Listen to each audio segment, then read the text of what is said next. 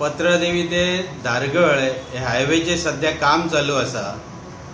न्हंय भागांसून तो पत्रदेवी मेरेन जो न्हंय देगेच्यान जो प्रोटेक्शन वॉल असा, तो प्रोटेक्शन वॉल बांधलो काय तो एका म्हयन्या भायर कोसळटा। एका एक तर जबाबदार कॉन्ट्रॅक्टर नाल्यार तो इंजिनियर आसतलो त्या हायवेचो। कित्याक लागून तर त्या जे प्रोटेक्शनाचे बांदकाम करता तेका ते सिमेंट वापरिना, खरें म्हणशाल तेका फावंडेशनय ना।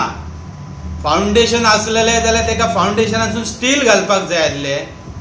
ते कोसळप आनी बांदप हे सरकारचे त्या कॉन्ट्रॅक्टराचे पोट भरपाचे काम सरकार करता।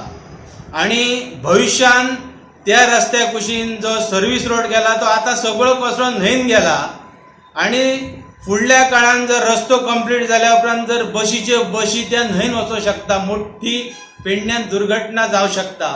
हेका पूर्णता हो कॉन्ट्रॅक्टर, इंजिनियर आणि हो स्थानिक आमचो आमदार आहा तेका पूर्ण जबाबदार असा।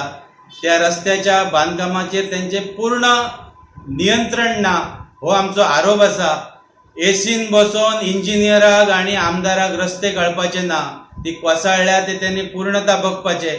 आणि दुसरे म्हणजे ते प्रोटेक्शन वॉलान जे पाणी लिकेज जावपाक जाय, पाणी लिकेज जावपाक जाय तेका पायपां घालपाची असता, ते पायपांय ते घालिना।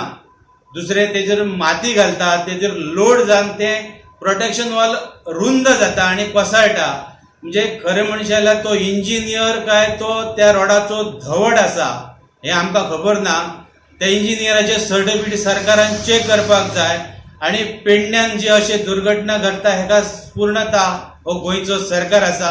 आणि माझी एक मोठी इच्छा आणि आकांक्षा जो आमचो डायनॅमिक लिडर जो आमच्या गोंयचो मुख्यमंत्री प्रमोद सावंत सदांच आपल्या भाशणान सांगता, अशे निष्क्रिय दर्जाचे जे इंजिनियर आसा आणि जे कामगार आसा तेचेर हांव कारवाई करतलो।